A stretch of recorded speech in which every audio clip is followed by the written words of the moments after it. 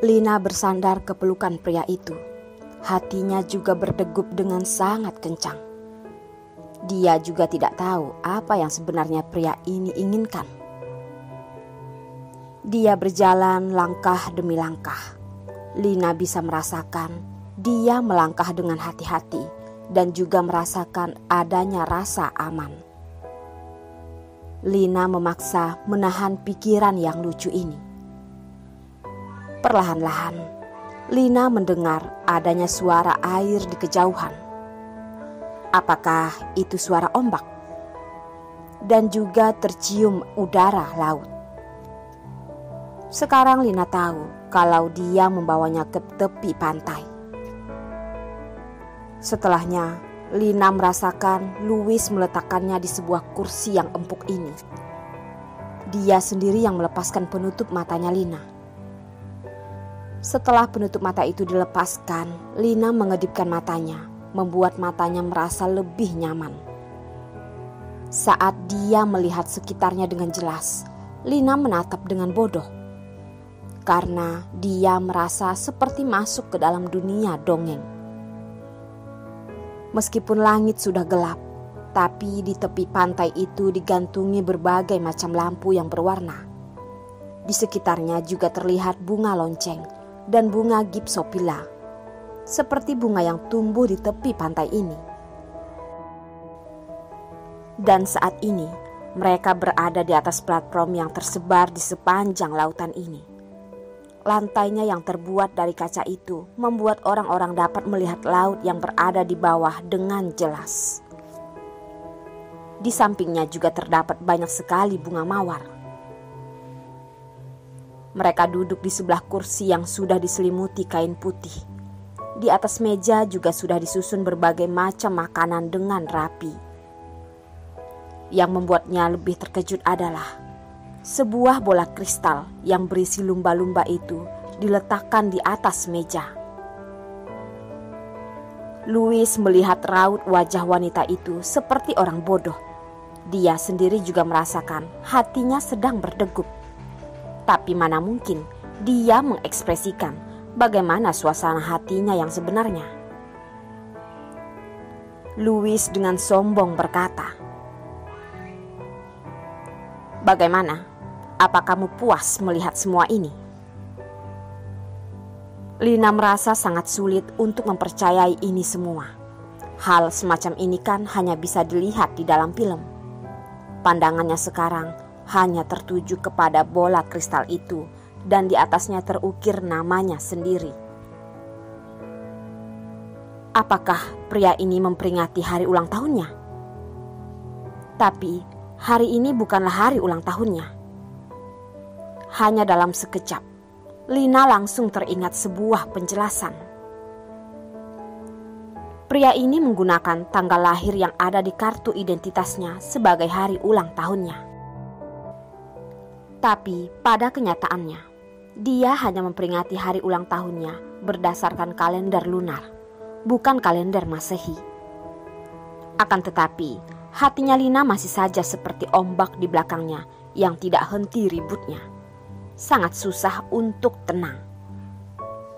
Dia tidak pernah lagi memperingati hari ulang tahunnya sejak dia masuk ke keluarga Liu. Lagi pula, waktu dia melewati hari ulang tahunnya dulu, selalu saja ibunya yang memperingatinya. Tidak pernah ada orang lain yang memperingati hari ulang tahunnya. Meskipun ini semua hanyalah sebuah kesalahan yang tak terduga, tapi hatinya Lina terasa kehangatan. Louis melihat Lina tidak menjawabnya. Louis mengerutkan alisnya. "Kamu tidak suka?" Sangat sulit sekali menebak isi hati para wanita. Bukannya di dalam buku itu mengatakan kalau wanita itu suka sesuatu yang romantis, suka tepi pantai, suka makan malam yang romantis, suka dengan kejutan ulang tahun. Aku mempersiapkan makan malam romantis di tepi pantai ini demi kamu.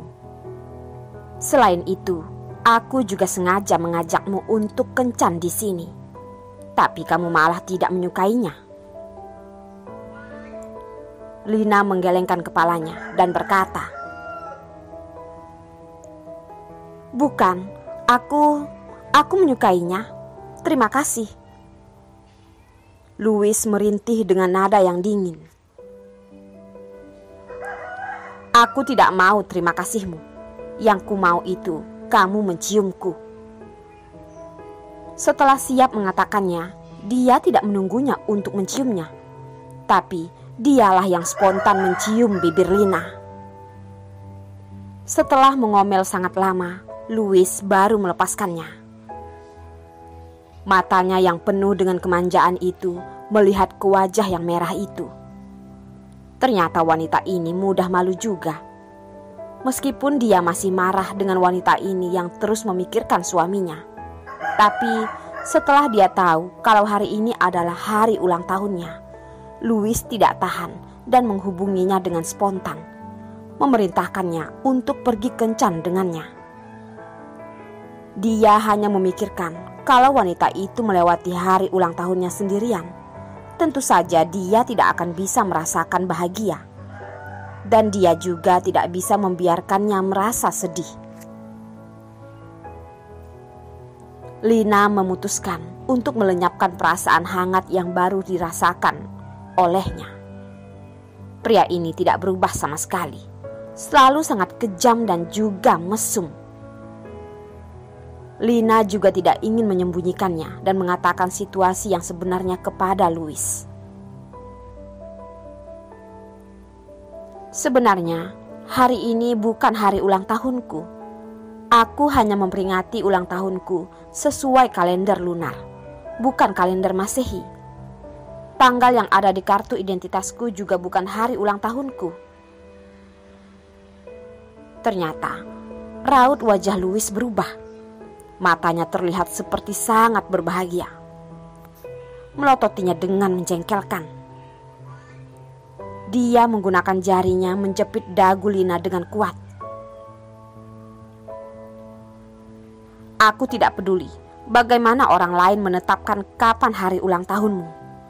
Kalau aku bilang hari ini adalah hari ulang tahunmu, berarti hari ini adalah hari ulang tahunmu.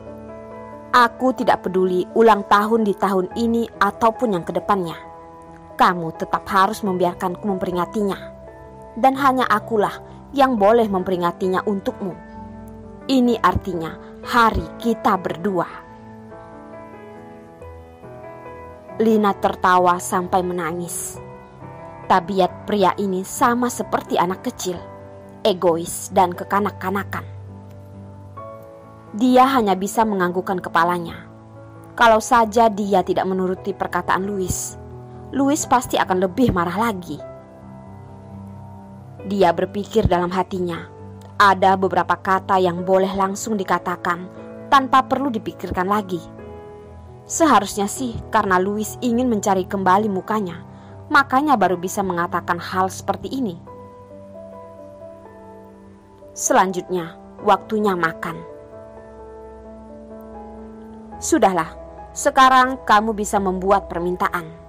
Karena hari ini adalah hari ulang tahunmu, aku memberikanmu izin untuk meminta apa yang kamu inginkan kepadaku. Dan kamu juga boleh mengatakan apa permintaanmu kepadaku. Dan bukan menyuruhmu baca dalam hati untuk yang di atas. Dia tidak mungkin bisa mengabulkannya, tapi hanya aku yang bisa," ucap Louis dengan sombong. Tapi dia tetap tidak melupakan satu kalimat yang sudah diulanginya berulang kali. "Awas saja kamu kalau kamu menyuruhku untuk meninggalkanku." Lina melihat pria yang lebih bahagia daripadanya ini. Dia tidak bisa mengatakan apapun yang ada sedang dirasakannya. Lina teringat pesan dari Lintang. Dia mengepalkan tangannya dengan erat di atas meja dan juga memikirkan kalau sekarang adalah satu-satunya kesempatan yang dimilikinya. Tapi Lina merasakan perasaan yang samar menusuk hatinya. Aku masih belum memikirkannya dengan baik. bolehkah aku meninggalkan permohonan ini dulu? Setelah aku memikirkannya, aku baru menyuruhmu mengabulkannya." Lina berkata dengan gugup.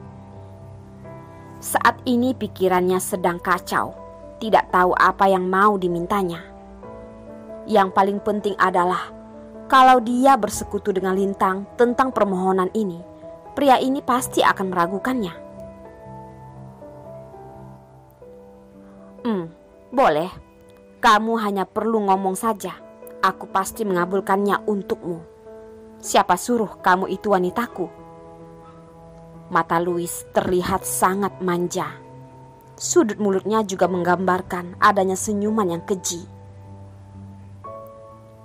Lina menundukkan kepalanya. Dia tidak berani menatapnya karena takut tidak bisa mengontrol hatinya itu. Selanjutnya, waktu makan malam. Selain membantunya memotong kue ulang tahun dan menaruh kue itu di depannya, Louis juga melayaninya sampai habis. Dia tidak tahu kalau dia sengaja melakukan ini atau tidak. Louis juga memotong stiknya kecil-kecil, sama seperti menjaga seorang anak kecil. Dan di saat Lina mencicipi makanannya, dia menyadari kalau cara makannya seperti makan. Louis dengan spontan menjelaskan, "Kemarin aku melihatmu sangat bahagia memakan ini. Jadi aku menyuruh koki di sini memasaknya untukmu. Kalau kamu ingin memakannya lagi, kamu boleh